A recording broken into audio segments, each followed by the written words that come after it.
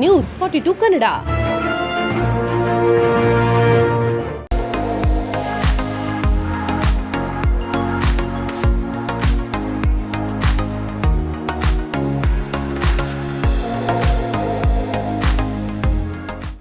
ನನ್ನನ್ನು ಇವತ್ತು ರಾಮನಗರ ಜಿಲ್ಲಾ ಅಧ್ಯಕ್ಷರಾಗಿ ಆಯ್ಕೆ ಮಾಡೋದಕ್ಕೆ ನನ್ನ ಸಂತೋಷ ಹೇಳಕ್ಕಾಗ್ತಾ ಇಲ್ಲ. ಆಕ್ಚುಲಿ ನನಗೆ ನಿಮ್ಮೆಲ್ಲರ ಜೊತೆ ಕೆಲಸ ಮಾಡ್ಬೇಕಂತ ಭಾರಿ ಖುಷಿ ಇದೆ. ಮಹಿಳೆಯರ ಒಗ್ಗಟ್ಟು ಜಾಸ್ತಿ ಇರಬೇಕು. ಅಂದ್ರೆ ನಾನು ಇನ್ನು ಈ ರಾಮನಗರ ಜಿಲ್ಲೆಗೆ ಇವತ್ತು ಮೊದಲನೇ ಬಾರಿ ಬಂದಿದ್ದೀನಿ. ನಾನು ಸಂಘಟನೆ ಮಾಡ್ತೀನಿ ಎಲ್ಲರ ಜೊತೆಗೂ. ಯಾರು ನನ್ನನ್ನ ಅಧ್ಯಕ್ಷರು ಆ ಥರ ಎಲ್ಲ ಏನೋ ಅನ್ಕೋಬೇಡಿ. ಪ್ರತಿಯೊಂದು ಹೆಣ್ಮಕ್ಳಿಗೂ ನಾನು ಹೇಳೋದಿಷ್ಟೇ, ನನ್ನನ್ನ ನಿಮ್ಬಿಟ್ಟು ಅಕ್ಕ ತಂಗಿ ತಾಯಿ ಅಂತ ತಿಳ್ಕೊಂಡು ಆರಾಮಾಗಿ ಮಾತಾಡ್ಬೋದು. ಏನೇ ಒಂದು ತೊಂದರೆಗಳಿದ್ರು ನನ್ನ ಹತ್ರ ಹೇಳ್ಕೋಬೇಕು. ಪ್ರತಿಯೊಂದು ಹಳ್ಳಿಗೂ ಬಂದು ನಾನು ಸಂಘಟನೆ ಮಾಡ್ತೀನಿ. ಮಹಿಳಾ ಶಕ್ತಿ ಒಂದು ದೊಡ್ಡ ಶಕ್ತಿ ಆಗಬೇಕು. ಇದು ರಾಮನಗರ ಜಿಲ್ಲೆ ಮಾತ್ರ ಅಲ್ಲ, ಇಡೀ ಕರ್ನಾಟಕ ಎಲ್ಲ ಹಿಂದುಳಿದ ವರ್ಗ ನಮ್ಮ ಭಾರತ ತನಕ ಹೋಗ್ಬೇಕು ಅನ್ನೋದು ನನ್ನ ಆಸೆ. ಇವತ್ತು ನಾನು ಇವಾಗಲೇ ಅಧ್ಯಕ್ಷ ಸ್ಥಾನ ತಗೊಂಡಿರೋದ್ರಿಂದ ನನಗೆ ಜಾಸ್ತಿ ಏನೋ ಮಾತಾಡಕ್ ಆಗ್ತಿಲ್ಲ. ಸೊ ಎಲ್ರಿಗೂ ನನ್ನ ನಮಸ್ಕಾರ. ಈ ನಾಗರಾಜಣ್ಣ ಅವರು ಮತ್ತೆ ನಾರಾಯಣ್ ಸರ್ ಅವರು ಈ ನನಗೆ ಒಂದು ಒಳ್ಳೆ ಅವಕಾಶ ಮಾಡಿಕೊಡೋದಕ್ಕೆ ಅವರಿಗೆ ನಾನು ನಮಸ್ಕಾರ ಮಾಡ್ತೀನಿ.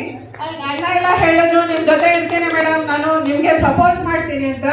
ಹೆಣ್ಮಕ್ಳಿಗೂ ನಾನು ಹೇಳೋದಿಷ್ಟೇ, ದಯವಿಟ್ಟು ಎಲ್ಲರೂ ಬನ್ನಿ, ಜೊತೆಗೆ ಹುಡ್ಕೊಂಡು ಹೋಗೋಣ, ಸಂಘಟನೆ ಮಾಡೋಣ ಅಷ್ಟೇ ನಾನು ಕೇಳ್ಕೊಳ್ತೀನಿ. ಇದು ಆರಂಭ. ಇದನ್ನ ಸಂಘಟಿತರಾಗಿ ಯಾವುದೇ ಪಕ್ಷದಲ್ಲಿ ಇರಲಿ, ನಾನು ಈ ಪಕ್ಷ ಆ ಪಕ್ಷ ಅಂತ ಹೇಳಲ್ಲ. ಎಲ್ಲಾ ಪಕ್ಷಗಳು ಹಿಂದುಳಿದ ವರ್ಗಗಳನ್ನ ನಿರ್ಲಕ್ಷ್ಯ ಮಾಡಿದ್ದಾವೆ. ಇದನ್ನ ನಾನು ಗಡ್ಡಗೋಸ್ಕರ ಹೇಳ್ತೀನಿ. ಇವರವರಂತಲ್ಲ, ಯಾಕೆ ಮಾಡಿದ್ದಾರೆ ಅಂದ್ರೆ ಅವ್ರು ತಪ್ಪಲ್ಲ. ನಮ್ಮಲ್ಲಿ ಹಿಂದುಳಿದ ವರ್ಗಗಳ ಎಲ್ಲ ಜನರು ಒಂದು ಕಡೆ ಸೇರಿಸಿ ಅಥವಾ ಯಾವುದಾದ್ರೂ ಒಂದು ಕಾರ್ಯಕ್ರಮ ಮಾಡ್ತಾರೆ ಅಂತಾಗಲಿ ಅಥವಾ ಯಾವುದಾದ್ರೂ ಒಂದು ಕೆಲಸ ಮಾಡುವಂಥ ಸಂದರ್ಭದಲ್ಲಿ ನಾವು ಒಗ್ಗಟ್ಟನ್ನು ಕಾಯ್ಕೊಂಡಿಲ್ಲ. 1600 ಜಾತಿ ಇದ್ದಾವೆ. ಯಾವುದೋ ಒಂದು ಜಾತಿಯವ್ರಿಗೆ ಏನೋ ಒಂದು ಸ್ಪೆಷಲ್ ಟ್ರೀಟ್ಮೆಂಟ್ ಹೋಗ್ಬಿಟ್ರೆ ಇನ್ನೊಂದು ಜಾತಿಯಲ್ಲ ಅವ್ರಿಗೂ ನಮ್ಗೆ ಸಂಬಂಧ ಇಲ್ಲ ಅಂತ ಹೀಗೆ ಬೇರೆ ಹಾಕ್ಬಿಡ್ತಾರೆ.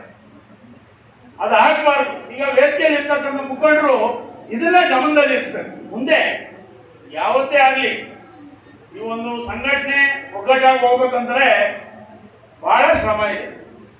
ಆಮೇಲೆ ಅವರು ನಿಸ್ವಾರ್ಥತೆಯನ್ನ ಮಾಡ್ತಾ ಇದ್ದಾರೆ ಪಾಪ ಇವರೆಲ್ಲರೂ. ಅದಕ್ಕೆ ನಾವು ಎಷ್ಟು ಒಳ್ಳೆ ಮಾತು ಹೇಳಿದ್ರು ಕೂಡ ಕಡಿಮೆ. ಇದು ಹುಡುಗಾಟ ಅಲ್ಲ, ಅವ್ರಿಗೇನು ಸ್ವಾರ್ಥ ಇಲ್ಲ. ಅಥವಾ ನಾವು ಇದರಿಂದ ಏನೋ ಆಗ್ಬಿಡ್ಬೇಕು ಅಂತ ಏನು ಆಗೋದು ಅಷ್ಟು ಸುಲಭ ಅಲ್ಲ. ಆದ್ರೂ ಆಗ್ಬಿಡ್ತದೆ ಅನ್ನೋದು ಒಂದು ಸ್ವಾರ್ಥನೂ ಇಲ್ಲದೆ ಪಾಪ ಮಾಡ್ತಾ ಇದ್ದಾರೆ. ಅದಕ್ಕೆ ಈ ಹಿಂದುಳಿದ ಜಾತಿಗಳು ಸಪೋರ್ಟ್ ಮಾಡ್ತಾರೆ.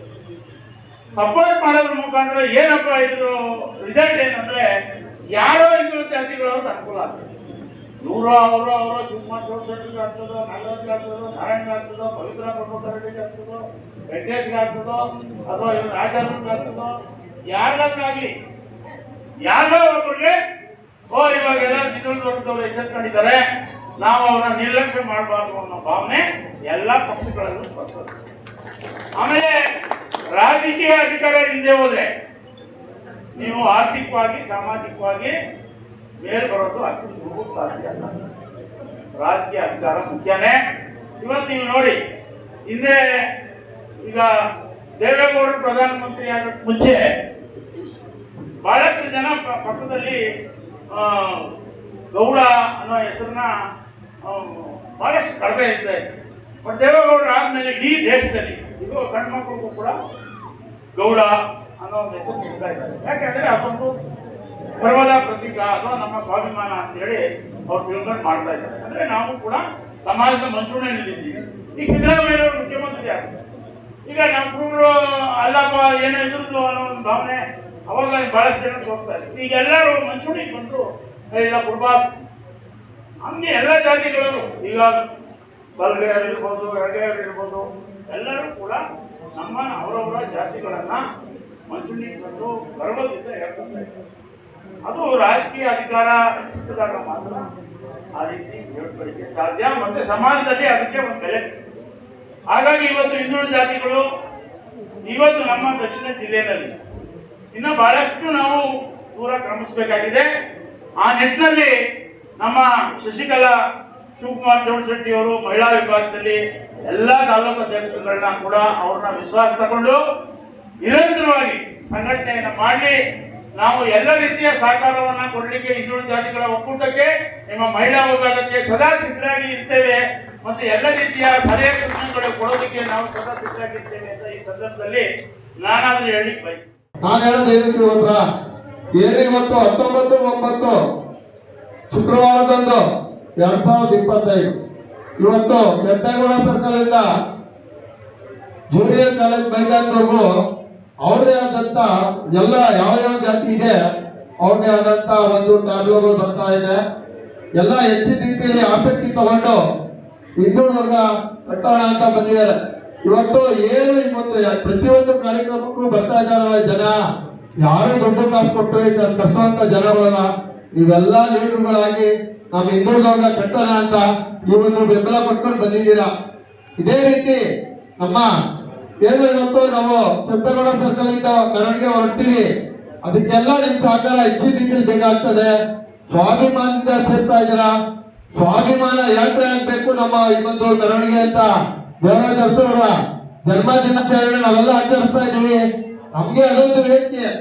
ಅವರ ದೇವರಾಜ ಅರಸು ಕಾರ್ಯಕ್ರಮ ನಾವು ಯಾಕೆ ತಗೊಂಡಿದೀವಿ ಅಂದ್ರೆ ಒಬ್ಬೊಬ್ಬರಿಗೆ ಒಂದೊಂದು ಕಾರ್ಯಕ್ರಮ ಇಟ್ಕೊಂಡಿದ್ದಾರೆ. ಈಗ ದಲಿತರದಾದ್ರೆ ಅಂಬೇಡ್ಕರ್ ಅಂತ ಮಾಡ್ತಾರೆ, ಅದೇ ನಮ್ಮ ಮೇಜರ್ ಕಮಿಟಿ ಅವರಾದ್ರೆ ಕೆಂಪೇಗೌಡ ಅಂತ ಮಾಡ್ತಾರೆ. ನಮ್ಗೆಲ್ಲ ಇರೋದು ಒಂದೇ ಜಯಂತಿ ಅಂದ್ರೆ ಆ ದೇವರಾಜ ಅರಸು ಜಯಂತಿ ಅಂತ ನಾವೆಲ್ಲ ಹಿಂದುಳಿದವರು ಇಟ್ಕೊಳ್ಳೋಣ. ನಾವೀಗ ಹಿಂದುಳಿದವರು ಈಗ ಆಯ್ಕೆ ಮಹಿಳಾ ಅಧ್ಯಕ್ಷರು ಮಾಡಿದ್ದೀವಿ ಅಂತಂದ್ರೆ ನೀವು ಹೆಣ್ಮಕ್ಳುಗಳು ಸುಮಾರು ಕಾರ್ಯಕ್ರಮ ನಾವು ಕರೆದಾಗೆಲ್ಲ ಬಂದಿದ್ದೀರಾ. ನಿಮ್ಗೆ ಹೆಣ್ಮಕ್ಳುಗಳಿಗೆ ನಿಮ್ ಕಷ್ಟ ಸುಖ ಹಂಚ್ಕೊಳಕ್ ಆಗಲ್ಲ. ಅದಕ್ಕೆ ನಾವು ಮಹಿಳಾ ಅಧ್ಯಕ್ಷರನ್ನ ಜಿಲ್ಲಾ ಅಧ್ಯಕ್ಷರಾಗಿ ಘೋಷಣೆ ಮಾಡಿದ್ದೀವಿ. ನಿಮ್ದೇನೇ ಕಷ್ಟ ಸುಖಗಳಿರ್ಬೋದು, ನಿಮ್ದೇನೇ ಪ್ರಾಬ್ಲಮ್ ಇರ್ಬೋದು ಹೇಳಿ, ಎಲ್ಲ ಕಡೆ ಯಾವುದೇ ವಿರೋಧ ಇರ್ಬೋದು 4 ತಾಲೂಕು MLAಗಳಿಗೆ ಒತ್ತಡ ಹಾಕೋಣ, ನಮ್ಮ ಕೆಲಸಗಳೆಲ್ಲ ಮಾಡಿಸ್ಕೊಳ್ಳೋಣ. ಸರ್ಕಾರ ನಮ್ದು, ನಾವೇ ಆಯ್ಕೆ ಮಾಡಿರೋದು, MLA ನಮ್ಮವರು, ನಾವು ಕೂಡ ಅವ್ರನ್ನ ಆಯ್ಕೆ ಮಾಡಿದ್ದೀವಿ. ಅವ್ರನ್ನೆಲ್ಲ ಕೇಳಬೇಕು. ನಾವು ಗಲ ಆಯ್ಕೆ ಮಾಡಿ ನಾವೆಲ್ಲ ಒಗ್ಗಟ್ಟಾಗಿ ನಿಂತ್ಕೋಬೇಕು, ಹೋಗಿ ಅವ್ರಿಗೆ ಕೇಳಬೇಕು. ಈ ಕೆಲಸ ಮಾಡ್ಕೊಡಿ, ನಾವು ಹಿಂದುಳಿದವ್ರು ಇದ್ದೀವಿ, ಮುಂದಿನ ದಿನಗಳಲ್ಲಿ ನೀವು ಬರಬೇಕು, ಗೆಲ್ಲಬೇಕು ಅಂದ್ರೆ ನಮ್ಮ ಹಿಂದುಳಿದವ್ರ ಕೆಲಸ ಪ್ರತಿಯೊಂದು ಆಗ್ಬೇಕು ಅಂತ ನಾವು ಟೇಬಲ್ ಕುಟ್ಟಿ ಕೇಳುವಂತ ಒಗ್ಗಟ್ಟ ಪ್ರದರ್ಶನ ಮಾಡ್ಬೇಕಾಗ್ತದೆ. ಇವತ್ತು ಆಗ್ಲೇ ಸುಮಾರು ಟೈಮ್ ಆಗಿದೆ, ಇನ್ನ ಮಾತಾಡುವಂತ ಟೈಮ್ ಬರ್ತದೆ. ನಾನು ಮಾತಾಡ್ತೀನಿ.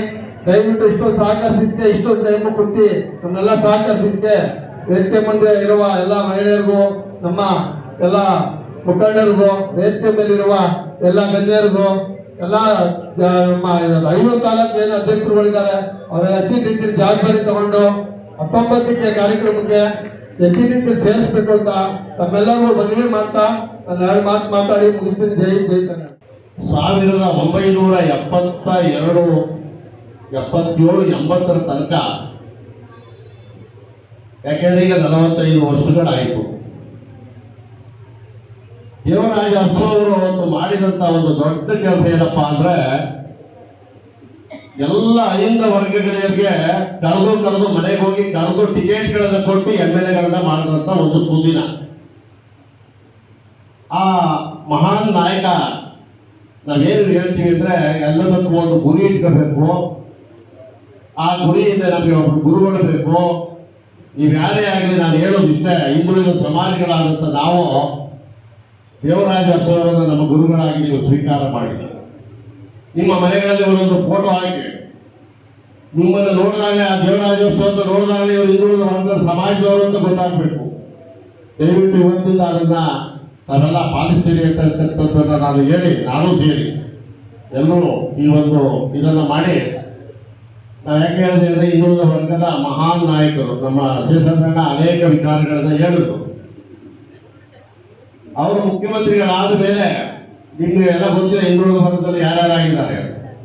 ನಮ್ಮ ಧರ್ಮಸಿಂಗ್ ಅವರಾಗಿದ್ದಾರೆ, ಅವರಾದ್ಮೇಲೆ ನಮ್ಮ ವೀರಪ್ಪ ಮೊಯ್ಲಿ ಅವರಾಗಿದ್ದಾರೆ. ವೀರಪ್ಪ ಮೊಯ್ಲಿ ಅವರೆಲ್ಲ ನಾವು ಇವತ್ತು ನೆನೆಸ್ಕೋಬೇಕಾಗ್ತದೆ. ಹಿಂದುಳಿದ ಸಮಾಜ ಅವತ್ತು ಏನೋ ಒಂದು ಡಾಕ್ಟರ್ ಆಗ್ಬೇಕು, ಇಂಜಿನಿಯರ್ ಆಗ್ಬೇಕು ಅಂತ ಹೇಳಿದ್ರೆ ಅದು ಹಣ ಉಳ್ಳವರು, ದೊಡ್ಡವರು, ರಾಜಕಾರಣಿಗಳು, ಅವ್ರ ಮಕ್ಕಳು ಮಾತ್ರ ಅವತ್ತು ಡಾಕ್ಟರ್ಗಳು, ಇಂಜಿನಿಯರ್ಗಳಾಗ್ತಾ ಇದ್ರು. ನಮ್ಮ ಹಿಂದುಳಿದ ನಾಯಕರಾದಂಥ ವೀರಪ್ಪ ಮೊಯ್ಲಿ ಅವರು ಕೇಳಿ ರಾಜ್ಯದ ಮುಖ್ಯಮಂತ್ರಿಗಳಾದ್ರು.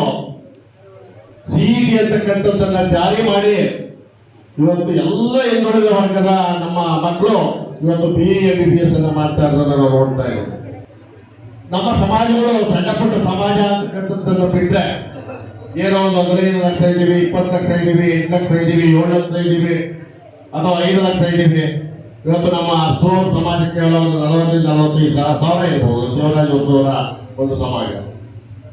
ದೇವರಾಜ ಉತ್ಸವರ ಏನಾದರೂ ಮುಖ್ಯಮಂತ್ರಿಗಳಾಗಬೇಕು ಅಂದ್ರೆ ಅವರಿಗೆ ಒಂದು ಕಾರಣ, ಅವರು ಮೈಸೂರು ಮಹಾರಾಜರ ದೂರದ ಸಂಬಂಧಿ ಅನ್ನುವುದು ಒಂದು ಕಾರಣ ಇತ್ತು. ಅವ್ರು ಹಾಕೊಂಡಂತಹ ಸಾಮಾಜಿಕ ಕಳಕಳಿ ಹಿಂದುಳಿದವರ ಬಗ್ಗೆ. ಇವತ್ತು ನೀವು ಹೇಳಿ, ಅವರು ಸುಮಾರು 80 ಅಂದ್ರೆ ನಾವು 20, 25, 45 ವರ್ಷಗಳು ಕಳೆದಿದೆ ಅವರ ಅಧಿಕಾರದ ಪಡೆದುವುದು.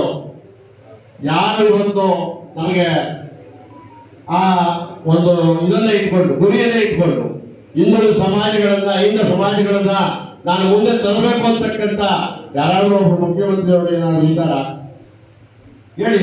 ಯಾರು ಆಗಿದ್ದಂತ ಸಂದರ್ಭದಲ್ಲಿ ಬಂಗಾರಪ್ಪನವರಾದ್ರು ಕೆಲವೇ ದಿನಗಳಲ್ಲಿ ಅವ್ರನ್ನ ಇಳಿಸಿದ್ರು, ವೀರಪ್ಪ ಮೊಯ್ಲಿಯವರಾದ್ರು ಕೆಲವೇ ದಿನಗಳಲ್ಲಿ ಇಳಿಸಿದ್ರು, ಧರ್ಮ ಸಿಂಗ್ ಅವರಾದ್ರು ಕೆಲವೇ ದಿನಗಳಲ್ಲಿ ಇಳಿಸಿದ್ರು. ಅವತ್ತು ನೀವೆಲ್ಲ ಹಿಂದುಳಿದವರು ಧ್ವನಿ ಮಾಡಿದ್ರೆ ಈ ರೀತಿ ಇವತ್ತು ನೀವು ಹಿಂದುಳಿದವರು ಆಗ್ತಿರ್ಲಿಲ್ಲ. ನೀವು ಹಿಂದುಳಿದವರು ಆಗ್ತಿರ್ಲಿಲ್ಲ. ಹಿಂದುಳಿದವರ ಪಟ್ಟವನ್ನು ನಿಮ್ಮನ್ನ ಕಟ್ಟಿ ಕೂಡಿಸಿದ್ದಾರೆ. ಕಾರಣ ಏನಪ್ಪಾ ಅಂದ್ರೆ ನಮ್ಮಲ್ಲಿ ಸಂಘಟನೆ ಧ್ವನಿಗಳಿಲ್ಲ. ಧ್ವನಿ ಇರ್ತಕ್ಕಂಥವ್ರು ಧ್ವನಿ ಮಾಡಬೇಕು ಅಂದ್ರೆ ನೀವೆಲ್ಲ ಒಗ್ಗಟ್ಟಾಗಬೇಕು, ಶಿಸ್ತನ್ನ ಕಲಿಬೇಕು. ನಾವು ಯಾವತ್ತೂ ಶಿಸ್ತನ್ನ ಕಲಿತೀವಿ, ಯಾವತ್ತೂ ನನ್ನ ಸಮಾಜ ಹಿಂದುಳಿದ ಸಮಾಜ ಅಂತಕ್ಕಂಥ ಹಣೆಪಟ್ಟಿಗೆ ನಾವು ರೀಚ್ ಬರ್ತೀವಿ, ಇದನ್ನು ಯೋಚನೆ ಮಾಡಬೇಕು. ಇವತ್ತು ಎಷ್ಟು ಜನ ಸಮಾಜಗಳು ಇವತ್ತು ತಮ್ಮ ತಮ್ಮ ಉದ್ಯೋಗಗಳನ್ನ ಮಾಡ್ತಾ ಇದ್ದಾರೆ ಹೇಳಿ ನೀವೇ? ಇವತ್ತು ಎಷ್ಟು ಹಿಂದುಳಿದ ವರ್ಗದ ಸಮಾಜಗಳು ಇವತ್ತು ನಾನು ನನ್ನ ಸಮಾಜ ಅಂತ ಹೇಳ್ತೀನಿ. ಎಷ್ಟು ಜನ ಇವತ್ತು ಮಡಿಕೆ ಕುಡಿಕೆ ಮಾಡ್ತಾರೆ. ನಾವೆಲ್ಲ ಮಡಿಕೆ ರಹಿತ ಕುಂಬಾರರು, ಉದ್ಯೋಗ ರಹಿತ ಕುಂಬಾರರು, ನಾವೆಲ್ಲ ಮಡಿಕೆಗಳನ್ನೇ ಮಾಡ್ತಾ ಇಲ್ಲ. ಆದ್ರೆ ಕುಂಬಾರರು ಅಂತ ಹೇಳ್ಸ್ಕೋಬೇಕು ಅಂದ್ರೆ ಇವತ್ತು 2-3-4% ಜನ ಈ ರಾಜ್ಯದಲ್ಲಿ ಉದ್ಯೋಗಗಳನ್ನ ಮಾಡ್ತಾ ಇದ್ದಾರೆ.